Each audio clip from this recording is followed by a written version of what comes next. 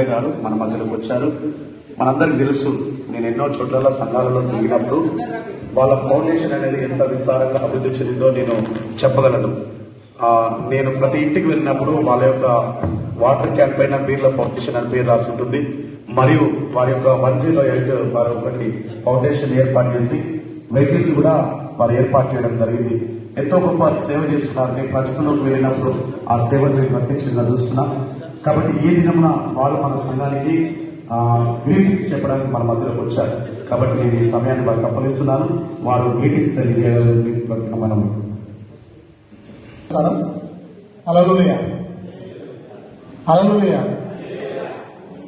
మీ అందరికీ క్రిస్మస్ శుభాకాంక్షలు వేస్తూ కరుణ దయా జాలి కలిగినటువంటి యేసయ్య ఆయన జన్మదినం జరుపుకోవడం ఎంతో అదృష్టంగా భావిస్తూ యేసయ్య ఒకటే చెప్తుంటాడు, దీవించిన వాళ్ళని కానీ దూషించిన వాళ్ళని ప్రేమిస్తే వాళ్ళు సన్మార్గంలో వస్తారని చెప్పి నిజంగా ఆ యేసయ్య దయా కరుణ జాలి కలిగిన గుణమున్నటువంటి వ్యక్తి.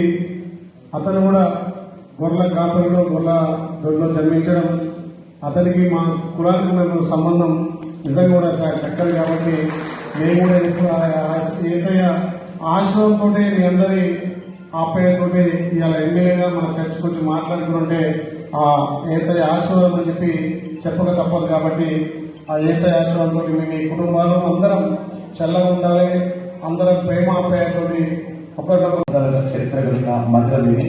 ఈ మందిరము శిథిలావస్థలోకి వస్తుంది. దీన్ని రినోవేషన్ చేయడానికి మేము ప్రయత్నం చేస్తున్నాం. దాదాపుగా 12 లక్షల ఖర్చుతో అది కూడుకొనిన్నది. అది చాలా పెద్ద అమౌంట్ కనుక మీ సహాయము మీ నోటి నుంచి మాకు ఒక మాట చెప్పగలరని ప్రత్యేకంగా మనం చేస్తున్నాం. తప్పకుండా ఆ యేసయ్య జన్మదినంలో మీకు మాటిస్తున్నాం. నా ఎస్ఐ నుంచి 10 లక్షల మంది అద్భుతంగా పనులు ప్రారంభిస్తానని నేను మాటిస్తున్నాం. అది నా కర్తవ్యం, నా ధర్మం. తప్పకుండా నేను చేసే మీరు అడుగు కాదు, అడగముందుకే చేయాల్సిన బాధ్యత నాది.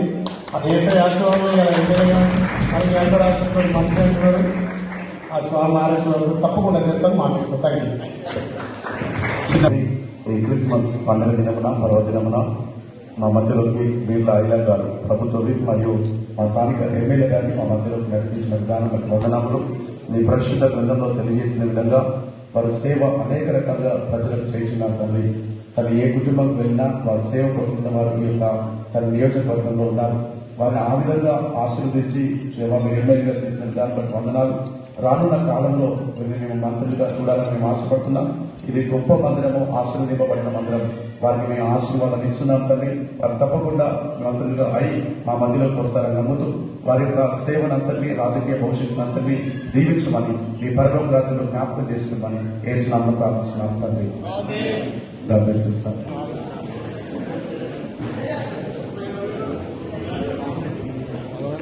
అన్నా